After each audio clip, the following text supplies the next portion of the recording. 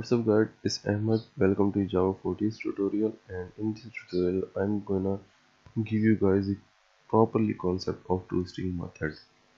So last tutorial में हमने toString methods को यूज़ किया था हमारी टाइम क्लासेस में, डिफरेंट क्लासेस में, और जब हमने यूज़ किया था toString मेथड का मैंने बेनिफिट ये था कि मैंने बताया था कि जैसे ही हम कोई भी ऑब्जेक्ट क्रिएट करते हैं तो toString मेथड्स विदाउट रेफरेंस, जैसे ही हम रेफरेंस क्रिएट करते हैं किसी ऑब्जेक्ट का तो toString मेथड ऑटोमेटिकली कॉल होता है।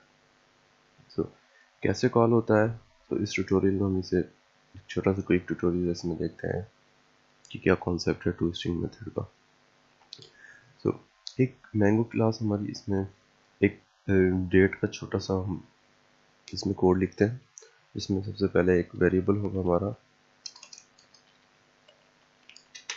डेट, सॉरी इसकी टाइप इंटीजर, ठीक है। इसके बाद एक मेथड, सॉरी इसका कंस्ट्रक्टर क्रिएट करेंगे जो एज अ पैरामीटर इसकी वैल्यूज रिसीव करेगा और हमें डेट शो करेगा। तो पब्लिक और कंस्ट्रक्टर मैंगो और एज अ प्रिंटर 3 वैल्यूज लेगा, जिसमें होगा डे, उसके बाद मंथ एंड ईयर, ठीक है। और ये इसकी बॉडी। जब इसको हम यहाँ पर मैं पैरेंथेसिस इसकी मिस कर गया,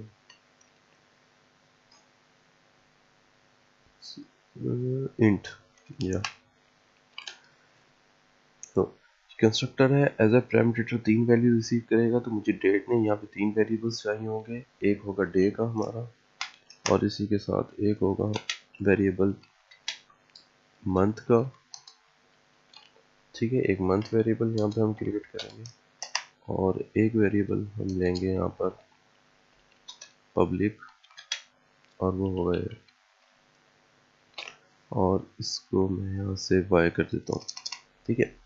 3 वेरिएबल्स डिक्लेयर किए, इंस्टेंस वेरिएबल, उसके बाद एज एक कंस्ट्रक्टर जो कि जैसे हम क्रिएट करेंगे एज अ कंस्ट्रक्टर या as a parameter 3 values receive करेगा। उसके बाद करना क्या है, हमने ये वैल्यू असाइन करनी है जो हमारे इंस्टेंस वेरिएबल है। Day is equal to D, और उसके बाद month is equal to M, and then year is equal to 1, ठीक है। As a parameter 3 values receive की, उन्हें हम अपने इंस्टेंस वेरिएबल्स में डिक्लेयर करवा दी। तो उसके बाद एक स्ट्रिंग मेथड चाहिए, ठीक है, toString मेथड। तो toString मेथड के लिए लिखते हैं पब्लिक, रिटर्न टाइप इसकी स्ट्रिंग, और उसके बाद इसे हम दे देते हैं toString,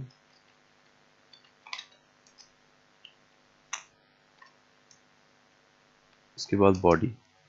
सो बॉडी में हमने करना क्या है, बॉडी में हमने एक्चुअली डेट, जो हम डेट इनपुट करेंगे उसका फॉर्मेट से लास्ट टाइम हमने प्रीवियस कपल ऑफ ट्यूटोरियल्स में हमने देखा था कि बना टाइम का फॉर्मेट बनाया था। सो इसमें हम डेट का फॉर्मेट बनाएंगे। सो रिटर्न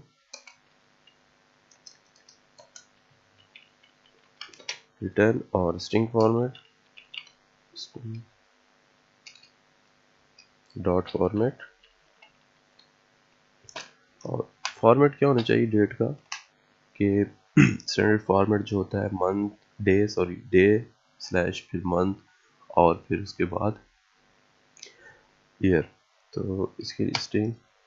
तो सबसे पहले हमने इसमें क्या करना है, सबसे पहले हमने इसमें कि हमारे मंथ, सॉरी डे में कितने हमारे डिजिट्स होंगे, 2 डिजिट्स होंगे।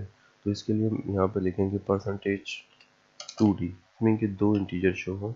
उसके बाद स्लैश, उसके बाद मंथ में भी 2 डिजिट्स होते हैं तो इसलिए परसेंटेज 02d, और उसके बाद स्लैश, एंड लास्ट हमने जो शो करना है, एयर शो करना है, तो उसके लिए परसेंटेज 02d, ठीक है। और इसके बाद फर्स्ट वैल्यू में ये जो परसेंटेज डी में एक इंटीजर की वैल्यू शो होगी, सो परसेंटेज ओ डी में सबसे पहले हम जो शो करेंगे वो वैल्यू होगी हमारी कॉमा के पास किस वेरिएबल में है, वो हमारे डे के वेरिएबल में।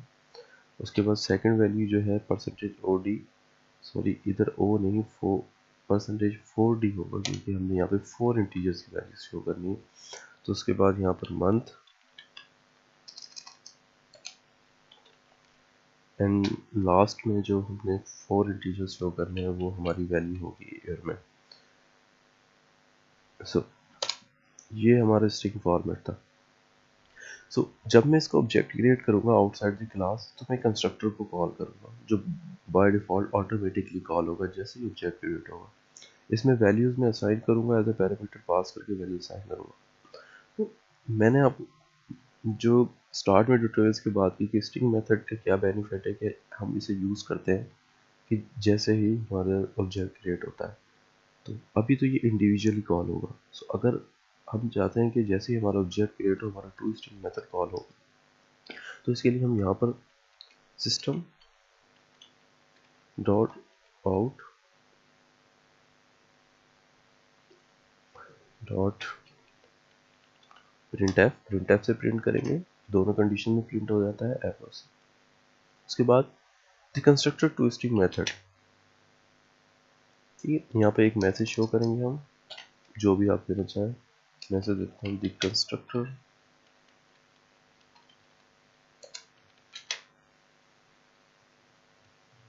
टू स्ट्रिंग मेथड, ठीक है, कॉल्ड। इसमें हम परसेंटेज एस शो करेंगे क्योंकि हमने यहाँ पे स्ट्रिंग शो करनी है जो कि हमने टू स्ट्रिंग मेथड में डिक्लेयर की। सो परसेंटेज एस, इसका मतलब है एक वेरिएबल आएगा उसमें हम एक स्ट्रिंग शो करेंगे। तो वो स्ट्रिंग क्या होगी, वो स्ट्रिंग होगी हमारी टू स्ट्रिंग मेथड, ठीक। तो हम अगर यहाँ पर लिख दें दिस और यहाँ पर एरर हमें सेमीकोलन लगाया।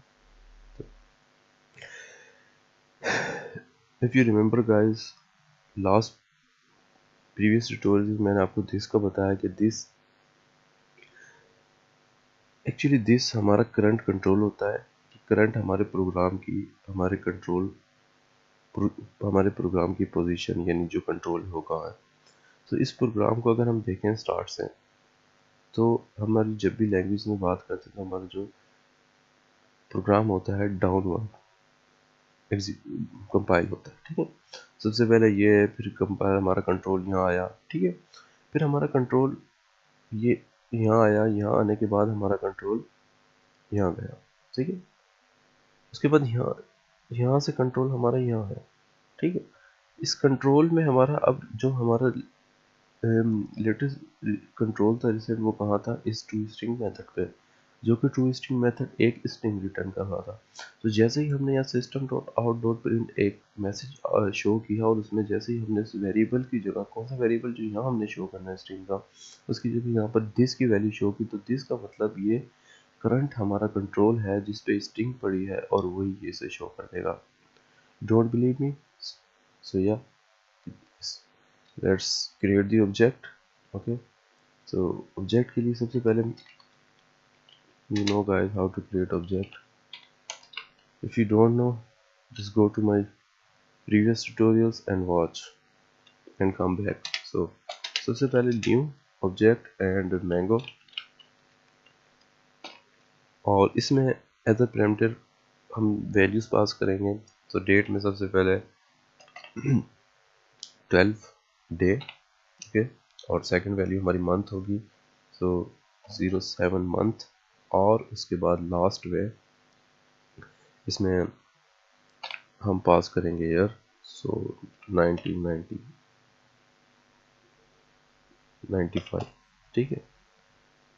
अब सेमीकोलन, अब मैंने इसे टू स्ट्रिंग मेथड नहीं कॉल किया, मैंने ऑब्जेक्ट क्रिएट किया। ऑब्जेक्ट दो काम करेगा, सबसे पहले वैल्यू को इनिशियलाइज करेगा, उसके बाद टू स्ट्रिंग मेथड को कॉल करके उसको प्रिंट करवा देगा। तो देखते हैं रन करके, देखा आपने जैसे कि इसने constructor string method called 12 7 1993। hopefully guys you understand, and please subscribe if you like it, And yeah, see you in the next video.